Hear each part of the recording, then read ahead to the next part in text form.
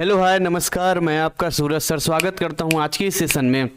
और आज हम पढ़ने वाले हैं साइकोलॉजी का अगला चैप्टर और वो है ह्यूमन मेमोरी चैप्टर 8। इसमें हम जानेंगे मानव स्मृति के बारे में। तो इस बार हमारा प्रयास है कि हिंदी मीडियम और इंग्लिश मीडियम दोनों ही माध्यम के विद्यार्थियों के लिए हम एक साथ कंटेंट दे सकें, क्योंकि अभी इससे कुछ दिन पहले तक हिंदी मीडियम की बुक नहीं आई थी। तो हमारे पीछे के जितने भी कंटेंट हैं जो यूट्यूब पर अवेलेबल है वो टोटली इंग्लिश मीडियम में है। तो हिंदी मीडियम वाले रिक्वेस्ट कर रहे थे कि सर हमें थोड़ी समस्या होती है, हालांकि अगर इंग्लिश में डील करें तो हिंदी वाले हिंदी की बुक पढ़ सकते हैं, ऐसी कोई बात नहीं है। लेकिन फिर भी हम दोनों ही यहाँ पर लेके चलेंगे और जो कंटिन्यूटी में एक सिलेबस का पैटर्न था वो आपके साथ रहेगा। तो उम्मीद करेंगे कि आपने हमारे चैनल को सब्सक्राइब किया होगा, क्योंकि साइकोलॉजी के बाकी के पार्ट्स भी अभी इसी चैनल पे आने हैं। तो सही समय पर मिलना बहुत ज़रूरी है, इसलिए चैनल सब्सक्राइब करना ज़रूरी है। और नीचे डिस्क्रिप्शन में जाएंगे तो हमारे ऐप, वेबसाइट एंड हमारे free WhatsApp and Telegram channel का लिंक होगा जिसको आप ज्वाइन कर सकते हैं। तो चलिए स्टार्ट करते हैं। देखिए, ह्यूमन मेमोरी की जब हम बात करते हैं, एक मानव स्मृति की बात करते हैं, तो कब अपने बारे में सबसे पहले सोचिए। मैं आपको कुछ चीज़ें बोलता हूँ, सबसे पहले वो सोचना, फिर हम इस पे आ जाएंगे। मैं आपको कुछ चीज़ें पूछूंगा या याद दिलाऊंगा, आपको सोचना है। सबसे पहले टीचर का नाम बताइए आप, जिनसे आपको मेमोरी में याद है। सबसे पहले प्राइमरी स्कूल में, है ना, फर्स्ट क्लास में, कोई ट्यूशन टीचर या कोई भी सोचिए जिससे सबसे पहले जो है आपको लगा कि हाँ भाई हमारे टीचर हमें पढ़ा रहे हैं। सबसे पहला कोई टीचर आपके दिमाग में क्या नाम आ रहा है, कोई चेहरा याद आ रहा है? सोचिए जरा। दूसरी चीज, अब मैं आपको बोल रहा हूँ, सबसे पहला मैथ का टीचर याद कीजिए। कोई ऐसा टीचर जो मैथ, या सबसे पहला छोड़िए, आपका फेवरेट मैथ का टीचर कोई बचपन में अब तक? सोचिए कोई ऐसा टीचर जो सबसे ज्यादा, जिससे आप डरते थे, बहुत ज्यादा डर लगता था। दिमाग में कुछ आ रहा है? क्विक फास्ट सोचेंगे, जल्दी सोचेंगे आप, है ना।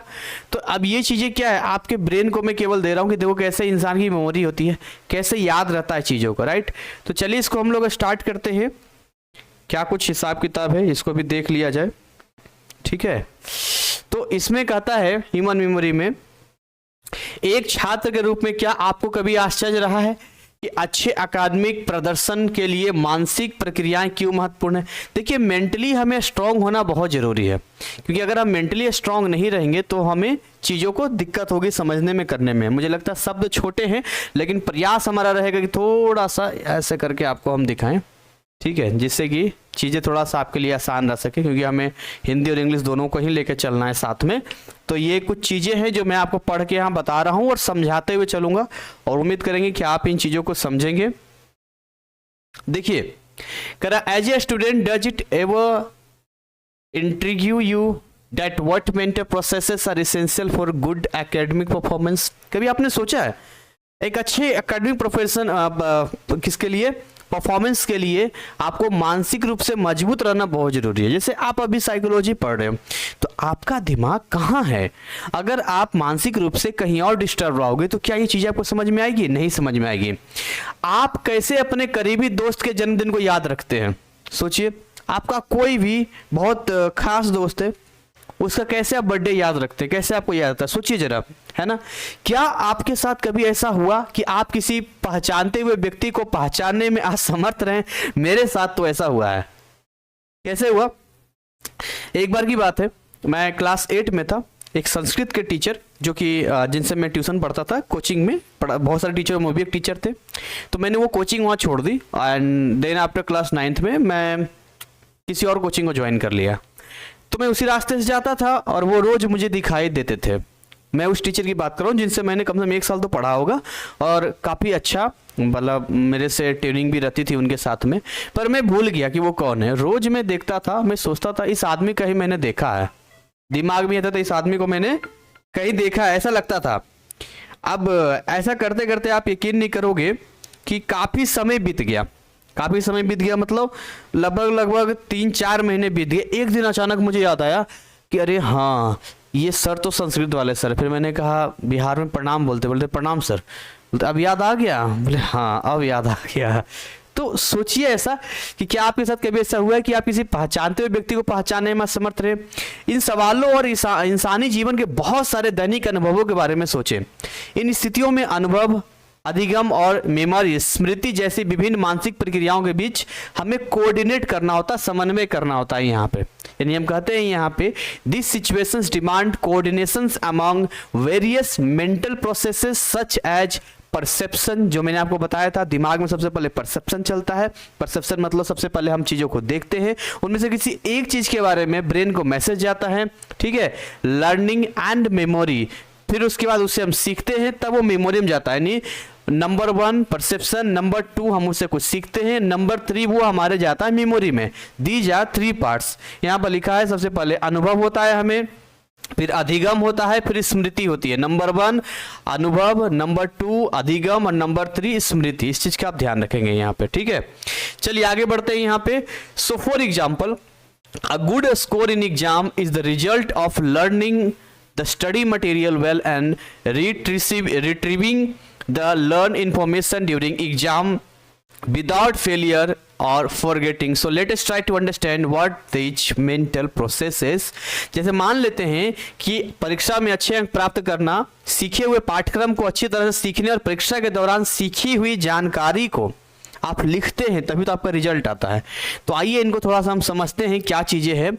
As you have already studies, learning refers to a relatively permanent change in behaviour due to training और एक्सपीरियंस। आपको समझना पड़ेगा कि लर्निंग का मतलब होता है कि हम किसी चीज को रिलेटिवली यानी रिलेट करते हैं, और रिलेट हमारे परमानेंट चेंज जाता है हमारे बिहेवियर में।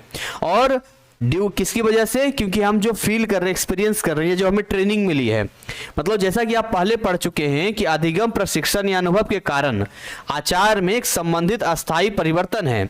सीखना सामाजिक या व्यक्तिगत जीवन के हर क्षेत्र में मुख्य भूमिका निभाता है। यानी लर्निंग जो है, आपको हर जगह सीखना ही तो होता है। किसी चीज को आप देखते हैं, ऑब्जर्व करते हैं, तो सीखते हैं वहां पर। तो ये मेन चीज है। जब तक हम देखिए, आपको अनुभव हुआ, परसेप्शन हुआ, आप उससे सीखे ही नहीं तो आपकी मेमोरी में जाएगा ही नहीं। आप जब तक सीखोगे, कोई मैथ का क्लास पढ़ रहे हैं आप, है ना, अनुभव तो हो रहा है कि मैथ का क्लास पढ़ रहे हैं, पर हम कुछ सीखे ही नहीं, तो सीखेंगे नहीं तो मेमोरी में कहां से जाएगा।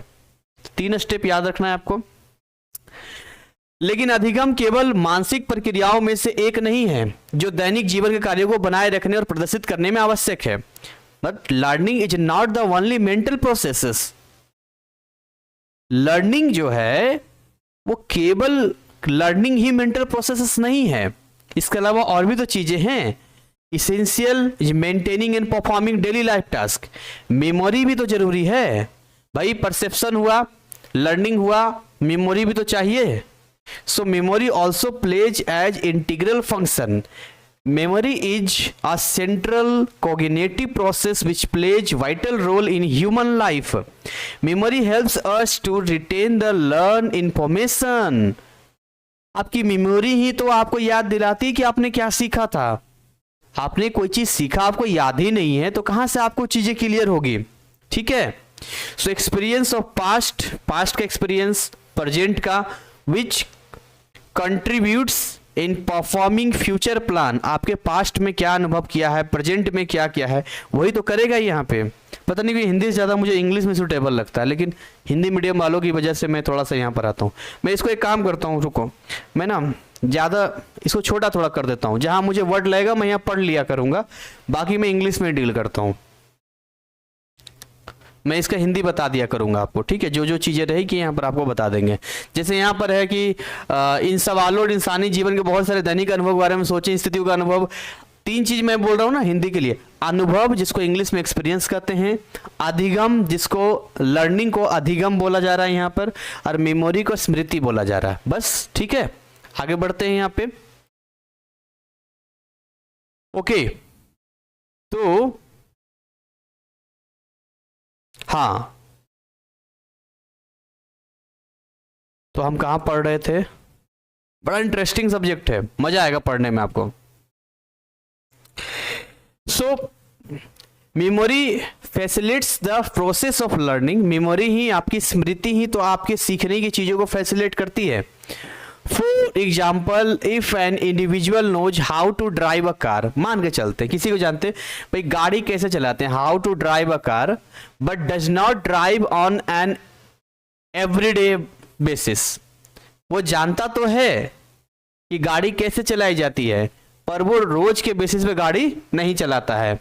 Yet when an occasion comes, जब कोई ओकेजन आएगा, अब ही या सी उसको जरूरत पड़ेगी अगर ड्राइव करने का, her his loved one to hospital, she will immediately recall the learn rules and perform the skill to fulfil the need of that particular moment.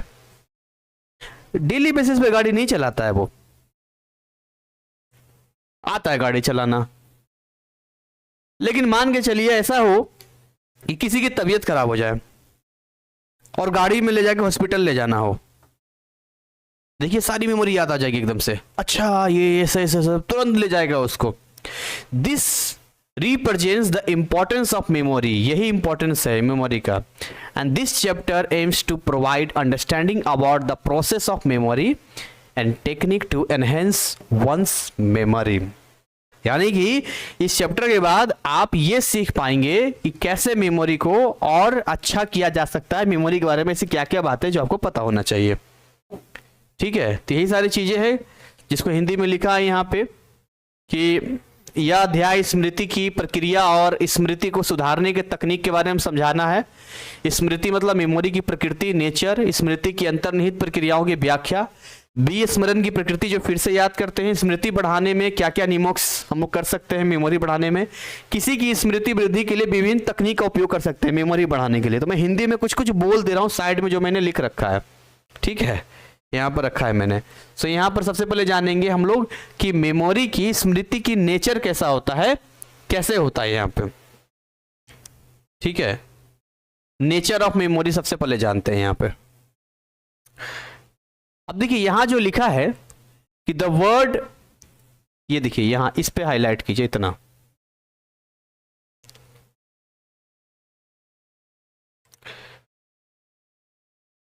लिखा है the word memory originates from the Latin term memorina. Memorina क्या है, इससे अच्छा तो मैं लिख ही लूंगा, इस वर्ड को समझिएगा। The word memory originates from the Latin term memorina, जिसको हिंदी में, अच्छा मेमोरिना नहीं है, मेमोरिया है, देखिए लिखा है मेमोरिया, मेमोरिया एंड मेमोर, जिसका मतलब होता है क्या, माइंडफुल एंड रिमेम्बरिंग, जिसका मतलब क्या होता है, याद करना या सतर्क रहना। The term memory can be better understood as the process of maintaining information over time। तो ये जो टर्म लिया गया मेमोरी का, इसको हम ज्यादा समझ पाएंगे इस वे में कि हमें इंफॉर्मेशन को मेंटेन करने में मदद करता है, हमारी इंफॉर्मेशन को एक लंबे समय तक याद रखता है। It can also be understood as the means by which we draw on our past experience in order to use this information in the present। यानी कि पास्ट में, अतीत में जो घटनाएं हमारे साथ घटी है, उन घटनाओं का जो भी आपका अनुभव है, जो आपने सीखा है, वो आपके वर्तमान में मदद करेगा। Memory involves processing of vast amount of information in different forms. दिमाग में बहुत सारी चीजें याद रहती है, आप जिस चीज के बारे में सोचते हैं वो चीज आपको याद आने लग जाती है। जैसे मान के चलिए echoic, iconic and meaning, Hindi में यहाँ पर लिखा है स्मृति विभिन्न व्यापक मात्रा में जानकारी प्रोसेसिंग होती है, इससे इकोइक, आइकॉनिक और अर्थ यानी मीनिंग, ठीक है। मेमोरी सर्व सेवरल फंक्शंस। सबसे पहले क्या करते हैं हम लोग, देखिए सबसे पहले first, memory provides continuity for consciousness. लगातार सबसे पहला क्या करता है, आपका चेतना के लिए सतर्कता प्रदान, लगातार आपके चेतना को, आपके कॉन्शियसनेस को देता रहता है, माइंड को। दूसरी चीज क्या करता है ये, it helps in effectively dealing with situation. इस सिचुएशन को कैसे डील करना है ना, at hand by utilising essential skill, आपके पास क्या क्या स्किल है। एंड तीसरा जो आपको मदद करता है, it helps in enriching our social and emotional experience by effective planning and performance. यानी हिंदी में बोलेंगे, पहला जो ये है कि चेतना के लिए सतर्कता प्रदान करता है। दूसरा, महत्वपूर्ण कौशलों का उपयोग, आपके हाथ में मौजूद जो भी आपका स्किल्स है उसका इस्तेमाल करेंगे। तीसरा, जो भी आप प्लान बना रहे हो उस परफॉर्मेंस को उसमें इमोशनली कर देता है नहीं और आपका अच्छा कर देता है। तो ये जो 3 काम हमने देखा है मेमोरी का। पहला, मेमोरी प्रोवाइड कर रहा है आपको एक लगातार, कोई भी चीज़ याद कीजिए ना, कोई भी चीज़ याद कीजिए। सबसे पहले आपको साइकिल चलाना आ रहा है, सोचिए आपको साइकिल चलाना आ रहा है तो आपके दिमाग में देगा ये इस तरह से पकड़ते हैं, उस पर पेडल मारते हैं, इस तरह से करते हैं ना, एक कॉन्सियसनेस दिया। दूसरी चीज यहाँ पर आपके effectively dealing with situations eight hand. अब आप साइकिल चलाने के लिए निकले, सड़क पे गए तो जी अब गड्ढा आएगा या सामने कोई आ जाएगा तो ब्रेक लगा देना है या सिचुएशन को हैंडल करना है। तीसरा है ना, it helps in engaging our social and emotional experience. Performance अच्छा करना है, अगर हमें तेज करना है तो पेडल तेज मारना पड़ेगा। अगर मान लो कि वहाँ आगे कोई खतरा है तो हम अपने हिसाब से हैंडल करेंगे, या जैसे भी एक इमोशंस होता है, ये अपने परफॉर्मेंस को अच्छा करना है तो इस तरह। तो ये 3 चीज़ें यहाँ पर देगा। How this exactly happens will clearly understanding the process या स्टेज ऑफ मेमोरी। तो हम स्टेज ऑफ मेमोरी पे आते हैं यहाँ पे, ठीक है, मेमोरी क्या क्या स्टेज होता है यहाँ पे। अब लिखा है मेमोरी प्रोसेसेस के बारे में लिखा है। तो मेमोरी प्रोसेस में ना, प्रक्रिया में कुछ चीजें यहां पर सबसे पहले करेंगे। 3R का इस्तेमाल करेंगे हम लोग। 3R, रजिस्टर, रिटेन और रिट्राइव, पुनरुद्धार। हिंदी बताएंगे आपको यहाँ पे, ठीक है, तो बड़ा कर देते हैं। Memory processes understand they can easily memorise 3R। सबसे पहले रजिस्टर करेगा, फिर रिटेन करेगा, फिर रिट्राइव करेगा। मैं इसको इजी समझा रहा हूँ। Register, retain, retrieve. रजिस्टर मतलब सबसे पहले हमने अपने दिमाग में कुछ चीज़ों को डाला, सबसे पहले रजिस्टर किया है। रजिस्टर करने के बाद वो क्या करेगा, रिटेन करेगा। रिटेन करने का मतलब सस्टेन करके रखेगा, हिंदी में रखना, उस इंफॉर्मेशन को रखेगा, ठीक है। और तीसरा जो करेगा, पुनरुद्धार यानी रिट्राइव करेगा, मतलब उस चीज़ को कैसे यूटिलाइज करना है, क्या कुछ है वो करेगा। 3R का इस्तेमाल करेंगे आप मेमोरी के लिए, ठीक है। इसमें सबसे पहले लिखा है इनकोडिंग। रजिस्ट्रेशन को इनकोडिंग भी कहते हैं, यानी कि सबसे पहली चीज जो यहां पर हम लेके आएंगे, हिंदी में कूट संकेतन बोलते हैं इसको, ठीक है। तो कोई हिंदी वाले भी आपको लेके आ रहे हैं जी, आपको समझ में आ जाए। कूट संकेतन, इनकोडिंग बोलते हैं रजिस्टर करने को। कहता है encoding is the process of converting the sensory information coming from the environment that can be registered in the memory system. यानी कि इर्द गिर्द चारों तरफ से जो चीजें दिखाई दे रही है, जो आंखें देख रही है, जो कान सुन रहा है, जो स्किन फील कर रहा है, उसके हिसाब से सबसे पहले दिमाग में, मेमोरी में, सिस्टम में डालेगा। There are 3 steps involve in the encoding process. सबसे process receiving processing and combining information. Again I repeat, सबसे पहले रिसीव करेगा किसी भी जानकारी को, रिसीव करने के बाद प्रोसेस में उसको डालेगा। इसको अच्छे एग्जाम्पल से हम आपको समझाते हैं। जैसे मान के चलिए कि बाहर आपने देखा बारिश हो रही है, तो जैसे आपने देखा बाहर बारिश हो रही है, यानी कि सबसे पहले आपने रिसीव किया। रिसीव करने के बाद वो प्रोसेसिंग में जाएगा। प्रोसेसिंग मतलब अब आप सोचना शुरू करेंगे, तो सोचना शुरू करेंगे, अच्छा बारिश तो इस मौसम में होता है, इस तरह की चीज़ें जाती है ना, सोचना, उस मतलब बारिश के ऊपर सोचना, प्रोसेस स्टार्ट हो जाएगा। अब तीसरी चीज़ जो यहाँ पर जाएगी वो जाएगा कॉम्बाइनिंग इन्फॉर्मेशन। यानी आप देखेंगे अरे कपड़े बाहर रखे हैं, कपड़े भीग जाएंगे, नहीं भीगना हमें नहीं चाहिए क्योंकि हमें सर्दी जुकाम हो जाएगा, है ना। या इंफॉर्मेशन अरे इसमें तो अच्छा है, चाय गरम गरम पीते हैं, पकौड़े बनाते हैं। तो कहने का मतलब है कि वो और भी इंफॉर्मेशन को कलेक्ट करेगा जो आपको याद है, जो आपने नहीं किया है आपको कैसे पता होगा, ये आपको समझना होगा, ठीक है।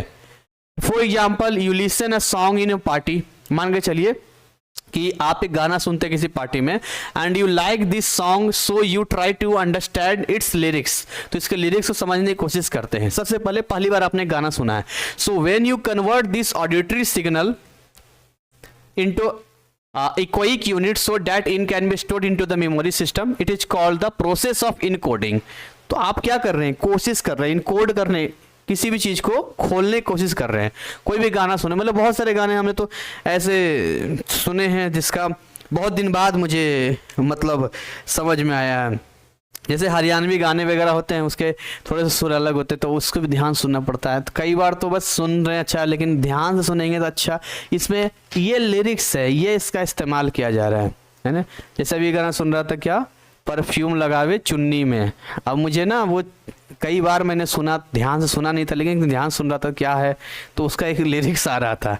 ठीक है, उसके बाद दूसरा स्टोरेज, यानी रिटेन करेगा यहाँ पर, यानी भंडारण, दिमाग में जाएगा तो भंडार करेगा यहाँ पे। ठीक है, सो भंडारण ऐसी प्रक्रिया है जिसमें आने वाली जानकारी को अस्थायी रूप में रिकॉर्ड में परिवर्तित किया जाता है। जब भी जरूरत हो बाद में, मतलब स्टोर कर दिया है, जब भी आपको आएगा आपको स्टोर हो जाएगा। ठीक है, यानी बोलेंगे स्टोरेज। ये देखिए, इसको थोड़ा इधर कर देते हैं।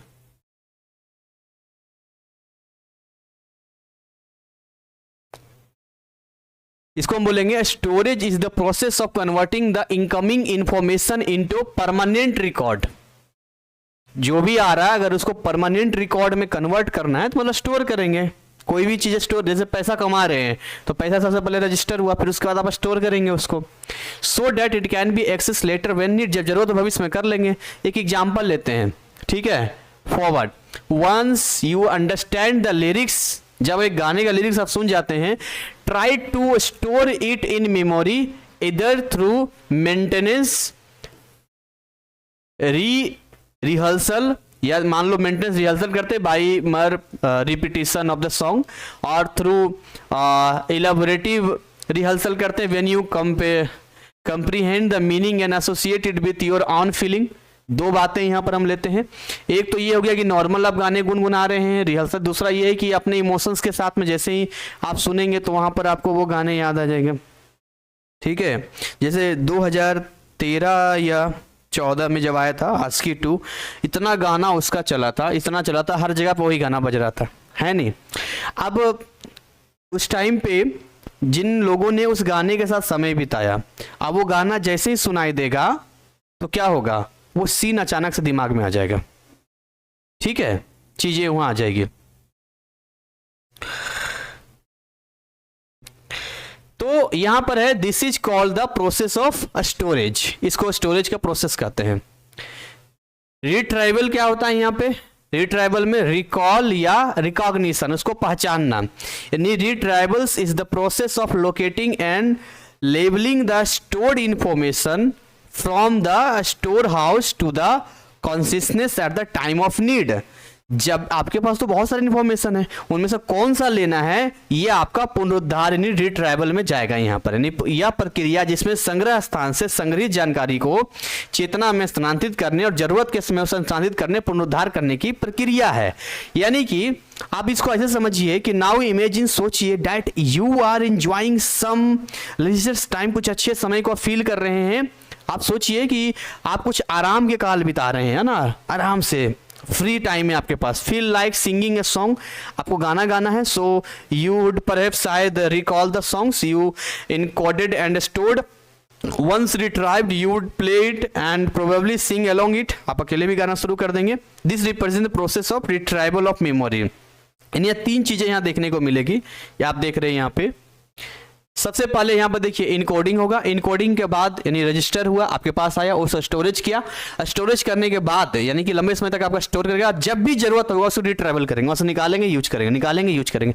ये चीज़ें हमें याद रखनी है। यहाँ पर बेसिकली RRR होता है यहाँ पे, ठीक है, जिसमें रजिस्ट्रेशन होता है और उसके बाद रिटेन है, रिटेन के बाद यहाँ पर रिट्राइवल था, रिट्राइव्ड है। हालांकि उसको रजिस्ट्रेशन इनकोडिंग कहते हैं, हिंदी में इसको कूट संकेतन के नाम से जानते हैं।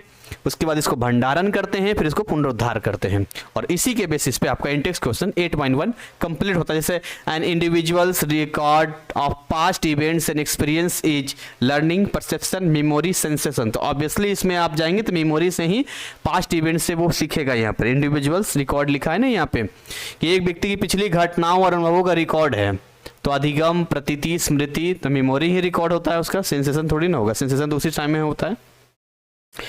Which one of the following is not included in the stage of memory? Encoding, rehearsal, storage, retrieval. Rehearsal है ना, रिहर्सल नहीं है, पूर्वाभ्यास ये सब नहीं है। Recall and dash are 2 types of retrieval. एक तो रिकॉल था, ठीक है, याद करना, रिकॉल, और रिट्राइवल में एक चीज और था ना यहाँ पे, रिट्राइवल में recall process locating learning storage from the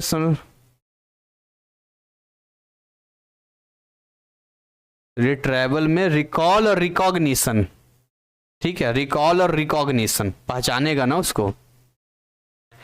अब आते हैं मोड्स ऑफ मेमोरी।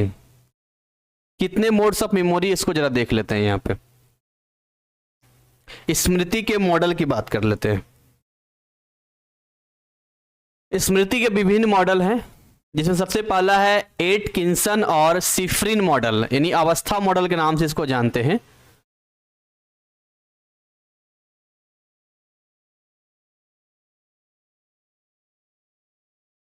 तो थोड़ा छोटा कर दो, ठीक है। तो यहां पर लिखा है जानकारी, एटकिंसन और शिफ्रिन ने देखा कि मानव स्मृति कंप्यूटर सिस्टम जानकारी को समान तरीके से प्रसंस्करण करते हैं। मैं आपको बताता हूं, एक मिनट रुको जरा।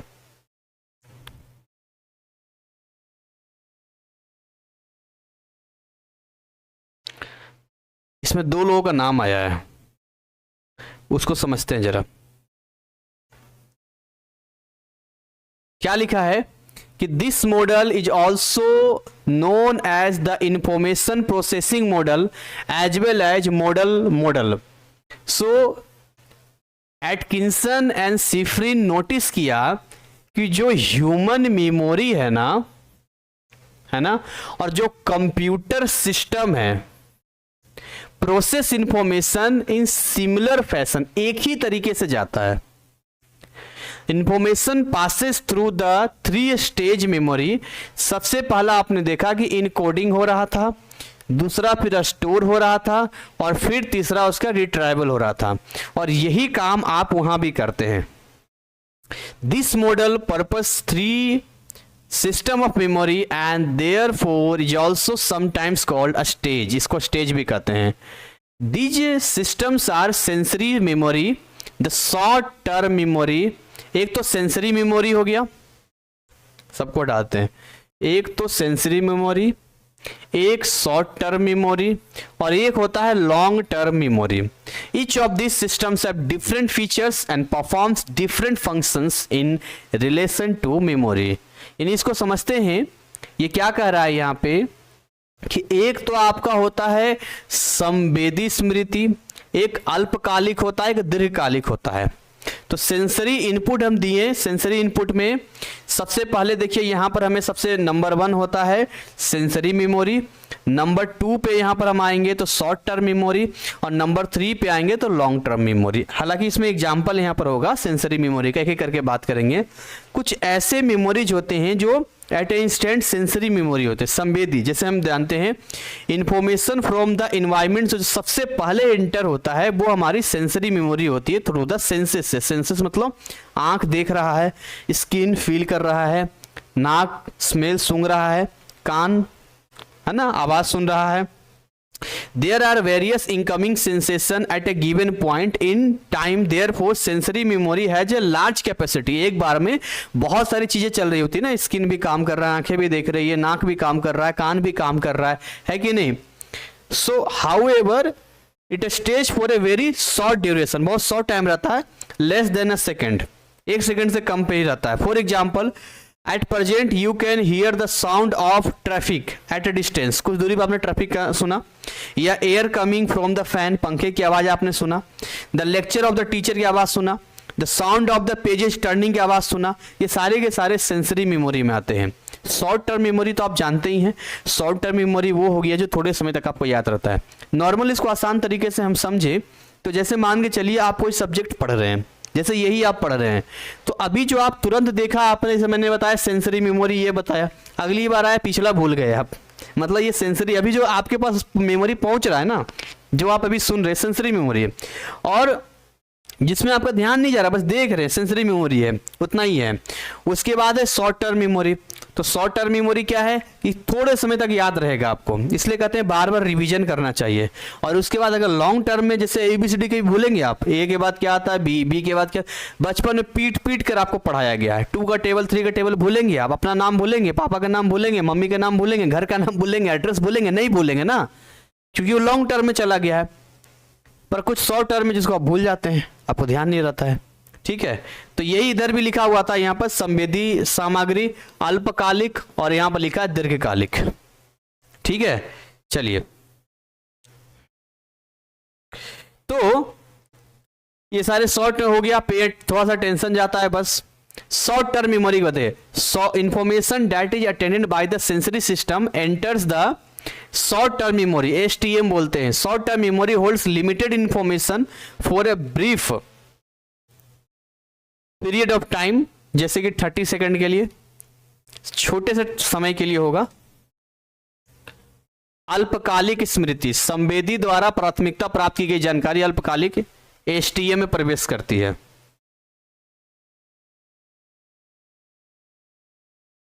देखिए, तो अब यह मेमोरी है but less than long term memory, उससे कम ही होगा, लेस देन 30 सेकंड।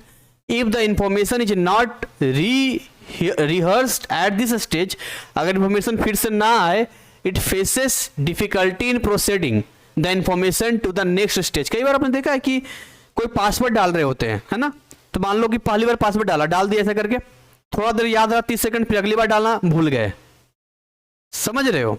तो ये जो शॉर्ट टर्म होता है ना, बिल्कुल शॉर्ट टर्म होता है। So there are two types of rehearsal. Rehearsal कैसे करेंगे, एक तो है मेंटेनेंस एंड दूसरा है इलोबरेटिव रिहर्सल। एक तो मेंटेनेंस करके चलिए, दूसरा रिहर्सल, यानी कि एक तो आपको करना पड़ेगा, यहाँ पे देखिए, एक तो विस्तार परक करना होगा, दूसरा आपको पूर्वाभ्यास करना होगा, यानी अनुरक्षण पूर्वाभ्यास करना होगा। So maintenance rehearsal is also referred as rote learning, wherein constant repetition of information helps in retaining the information in consciousness of some time। यानी कि अनुरक्षण पूर्वाभ्यास को रोट अधिगम के रूप में जाना जाता है, जहाँ जानकारी निरंतर पूर्वाभ्यास द्वारा से कुछ समय चेतना में धारित करने में मदद मिलती है, धीरे धीरे याद रहता है उसको। सो whereas the elaborative rehearsal is more detailed in nature। Normally आप दिमाग में रखते हैं, रिटेन करते हैं, तो आपका ये मेंटेन रहेगा, मेंटेनेंस है ना। लेकिन अगर आप इसको और एलोबरेट करते हैं, मतलब डिटेल में जाते हैं, तो in elaborative rehearsal the information is retained through forming connections of new information with previously learn material. तो एलोबरेट का मतलब किसी चीज को हमें याद रखना है, तो उसको किसी और से कनेक्ट करके याद रखते हैं। जैसे मेरा जब तैयारी नहीं हुआ होता था फिजिक्स का, केमिस्ट्री का, जेई की तैयारी करता था मैं, तो उसमें टेस्ट देने से 15-20 मिनट पहले या आधा घंटा पहले मैं 300 से 400 ऑब्जेक्टिव क्वेश्चंस पढ़ता था, और उन 4 ऑप्शंस में से एक सही होता था, तो मैं फटाफट आंसर देखता था, तुरंत को रिलेट करता था। अब आप उन 300-400 में से कोई भी क्वेश्चन पूछ दीजिए, खाली मुझे एमसीक्यू दिखा दीजिए, मैं बता दूंगा कि ये वाला इसका आंसर होगा। तो मैंने कैसे उसको किया, तो तुरंत को रिलेट करता था।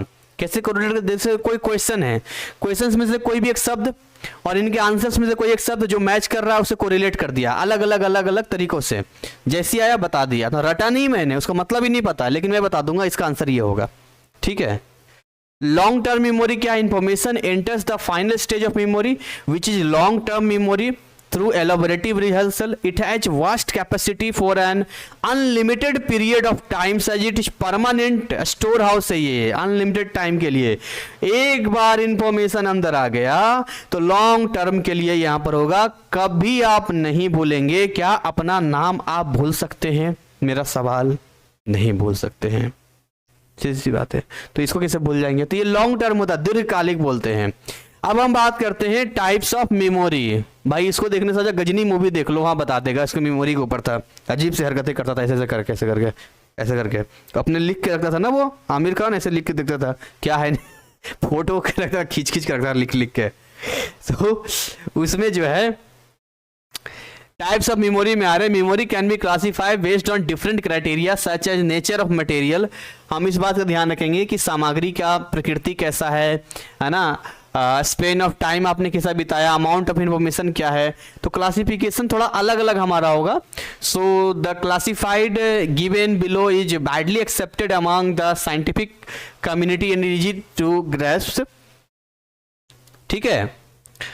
Based on this classification memory can be divided into 2 types. एक तो इम्प्लिसिट होता है, दूसरा एक्सप्लिसिट मेमोरी होता है।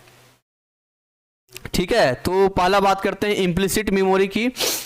तो सबसे पहले यहां पर हम देखते हैं, ठीक है, इम्प्लिसिट मेमोरी के बारे में। फिर दूसरा आएगा प्रोसीड्यूरल मेमोरी, फिर आएगा एक्सप्लिसिट मेमोरी। ये सारे नाम हैं मेमोरी के जिसको हम आपको यहां पर बताएंगे। ठीक है, समझिएगा जरा, अलग अलग लिखा हुआ है यहां पे। जैसे यहां लिखा है नियमित स्मृति, प्रक्रियात्मक स्मृति, स्पष्ट स्मृति, घटनापरक स्मृति, आर्थिक स्मृति, अलग अलग केवल टाइप है ये और कुछ नहीं है, इसके अलावा आपको कुछ नहीं मिलेगा। ठीक है, ठीक है, सबसे पहले बात कर रहे हैं इम्प्लिसिट मेमोरी की। इसको हिंदी में कहते हैं निहित स्मृति। ठीक, निहित।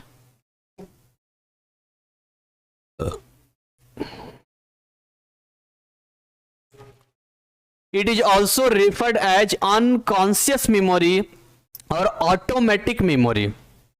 एक होता है कॉन्शियस, एक होता है सब कॉन्शियस या अनकॉन्शियस। आगे में जो थिंकिंग प्रोसेस होता है, जो सोचते हैं, जो हमारे विचार करते हैं, बाकी चीज जाती है, वो कॉन्शियस होता है। एक होता है सब कॉन्शियस या अनकॉन्शियस, जो पीछे चला जाता है। आप जब गाड़ी ड्राइव करते हैं, स्टार्टिंग में साइकिल चलाते हैं, तो शुरुआत में आपसे गलती होती है, क्योंकि वो होता है कॉन्शियस मेमोरी। जो आप पढ़ाई कर रहे हैं वो कहां जा रहा है? Conscious memory. एबीसीडी पढ़ा आपने, 2 का टेबल पढ़ा, 3 का टेबल पढ़ा, वो सब कहां चला गया? सब कॉन्शियस में चला गया। तो कॉन्शियस और सब कॉन्शियस में हमें क्या फर्क समझ में आता है कि जब कॉन्शियस में होता है तो लॉन्ग टर्म नहीं होता है, और जब सब कॉन्शियस होता है तो एक हैबिट आपका बन जाता है। आप गाड़ी चला रहे, सामने कोई आ गया, कहीं आप बात भी कर रहे हैं, तुरंत ब्रेक मार देंगे। क्यों? क्योंकि आप सबकॉन्शियस माइंड में इंफॉर्मेशन आपका चला गया वहां पे। ठीक है ना?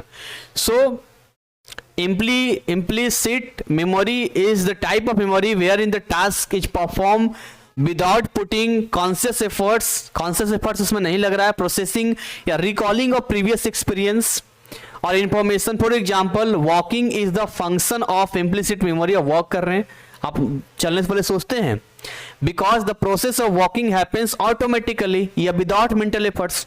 हमें चलना है तो हम सोचेंगे, यहाँ पर खड़े हैं ऐसा करके, हम सोचेंगे चलूं या नहीं चलूं, नहीं चलना सही होगा, नहीं उठते हैं आराम से चल लेते हैं, ऐसा करके टहल लेते हैं। तो इसमें क्या मेंटल एफर्ट लगा रहे हैं? आप नहीं लगा रहे हैं यहाँ पे।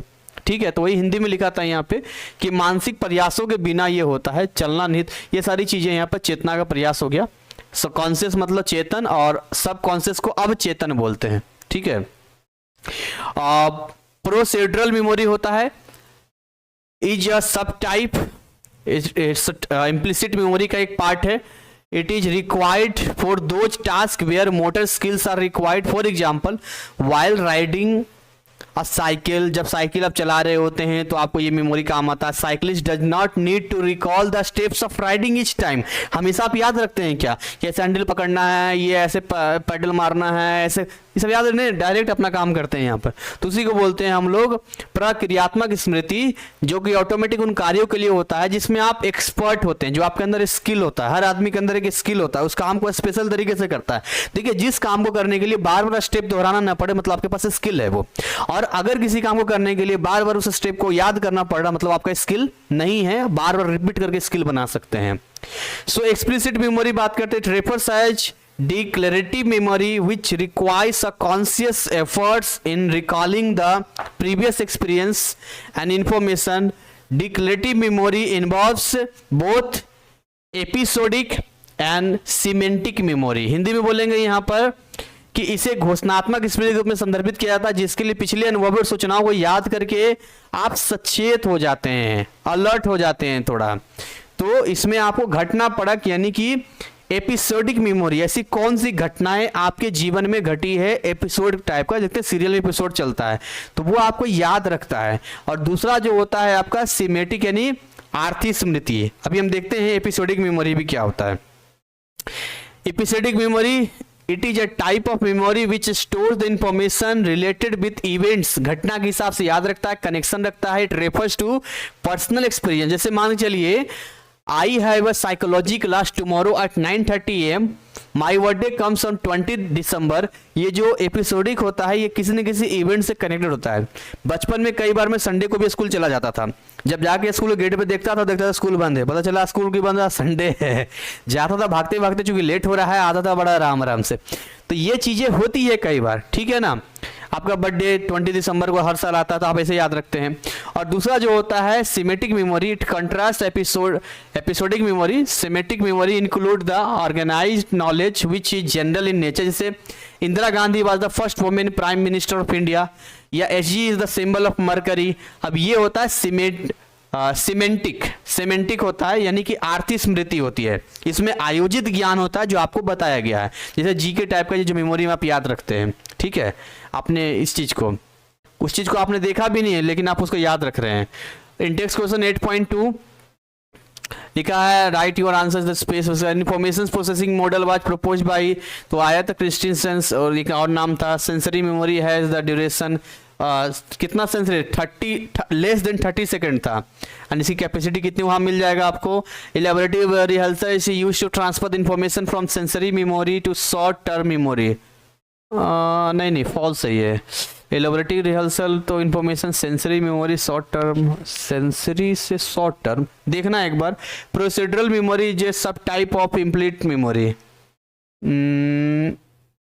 हाँ प्रोसीडरल मेमोरी था ना यहाँ पे, प्रोसीडरल मेमोरी और सब टाइप ऑफ इम्प्लीट, हाँ ये सही है, ट्रू है ये। अगला है यहाँ पे नेक्स्ट विस्मरण। विस्मरण का मतलब होता है फॉरगेटिंग। क्या आपने उस परीक्षा के दौरान ब्लैंकनेस का अनुभव किया था जिसके लिए आप अच्छी तरह तैयार थे, लगा कुछ याद ही नहीं है? क्या आपने क्षण अनुभव किया जब आप किराने की दुकान से उन चीज़ों को लाना भूल गए थे जिन्हें आपकी माँ ने आपसे लाने के लिए कहा था? हरमैन हेंसपिन भूलने की प्रकृति या अध्ययन है। क्या आपने बेकार स्वर चिन्ह या कांस्टेंट CVC त्रिग्राम का प्रयोग किया है? ये CVC होता है यहाँ पे। तो ये चीज़ें जो होती है ये इसका जाता है।